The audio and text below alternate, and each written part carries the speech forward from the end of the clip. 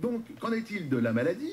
La maladie, peut-être le professeur Autier en dira plus tout à l'heure, c'est en fait un syndrome de fatigue myalgie chronique qui répond aux critères internationaux du syndrome de fatigue chronique ou encéphalomyélite myalgique, combinant des arthromyalgies chroniques, une fatigue, un épuisement chronique et des troubles cognitifs qui sont à peu près constants. 96% des patients évalués pour leur cognition ont des anomalies de la cognition. Comme je vois que je dois finir, quels sont les éléments qui nous permettent de penser qu'il existe un lien de causalité? Eh bien, nous venons de les avoir grâce à l'argent que la NSM nous a donné au mois de décembre dernier. Nous avons injecté des souris normales, sans background particulier, avec du sérum PBS comme contrôle ou du vaccin anti-hépatite B en GRX. Et nous avons fait des tests cognitifs et moteurs à différents temps. Donc normalement, ça doit aller jusqu'à 9 mois. Donc nous avons les 2 premiers temps.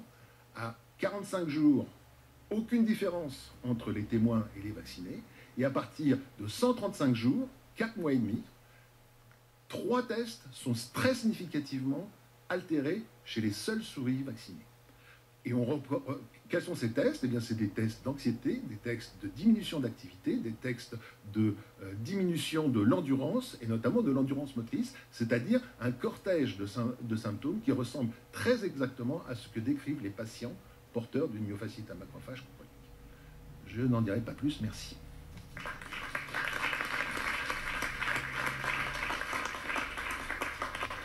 Merci beaucoup. La parole est maintenant au professeur Jean-François Bach, secrétaire perpétuel de l'Académie des sciences. Jean-François. Bien, Monsieur le Président, cher Jean-Louis, je suis un peu embarrassé, pour tout vous dire, parce que vous avez demandé, Monsieur le Président, de ne pas introduire de polémique. Or, je ne peux pas m'empêcher de dire que j'ai des réserves importantes par rapport à ce qui a été dit, en particulier par Yehuda Schenelfeld, qui est c'est pas un ami de 30 ans, je crois que c'est un ami de 40 ans, et par Monsieur Girardi, que je connais moins bien. D'abord, je trouve regrettable que le terme de données épidémiologiques ne soit pas apparu dans les 2 discours qui viennent, ou les 3 discours qui viennent d'être faits. La base de l'appréciation d'un effet secondaire d'un vaccin doit d'abord se faire sur des données épidémiologiques contrôlées. Alors ce n'est pas toujours simple pour des vaccins qui sont déjà sur le marché. Néanmoins, et Mme Stiglitz, qui est là, va en témoigner plus tard, j'ai fait partie également de ce comité de l'OMS sur la sécurité des vaccins. C'est l'approche principale. Les mécanismes, on en parle après. C'est utile, les mécanismes. C'est pas moi qui vais dire le contraire, qui ai passé toute ma vie à étudier les mécanismes dans les modèles expérimentaux en particulier. Mais c'est grave.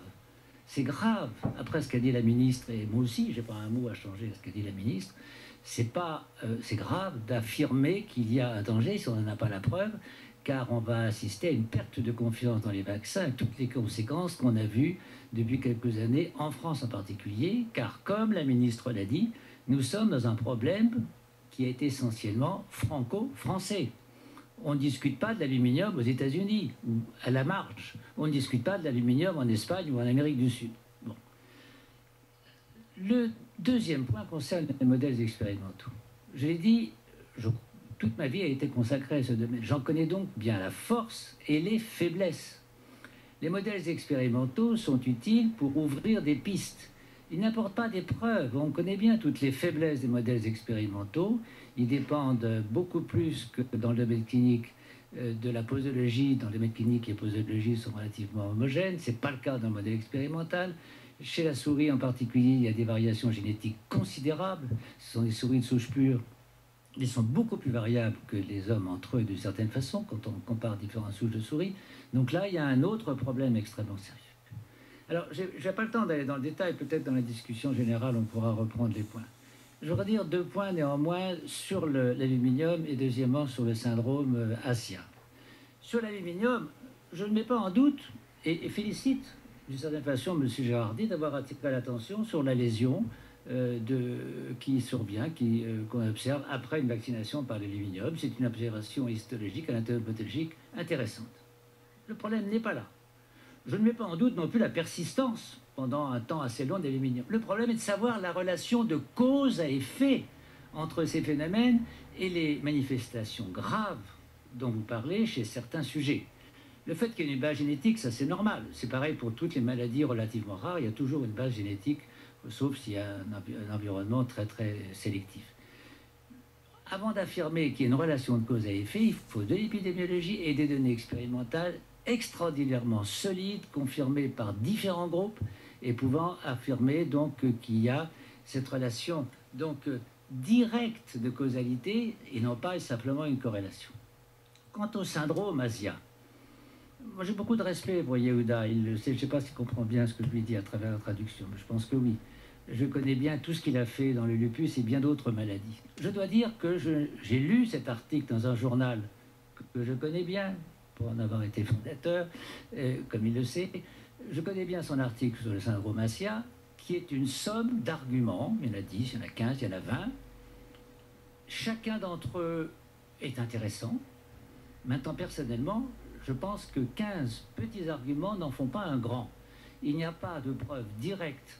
C'est très important de dire que toute une série de molécules peuvent donner un syndrome auto-immun. Le silicone, ça n'a pas grand-chose à voir avec les vaccins ou le coton d'aluminium, d'ailleurs en passant. La guerre du Golfe, le syndrome de la guerre du Golfe non plus. Et tout ça, c'est mélangé et de façon qui est, bien sûr, angoissante pour les personnes qui ne sont pas dans le milieu. Je pense qu'il faudrait beaucoup mieux, et j'arrêterai mon intervention assez vite, de se concentrer sur quelques sujets bien précis. Alors, je le répète, l'épidémiologie, on peut le faire. Lorsqu'actuellement des vaccins sont étudiés, il y a des essais thérapeutiques à très grande échelle et on compare les sujets vaccinés et les sujets traités.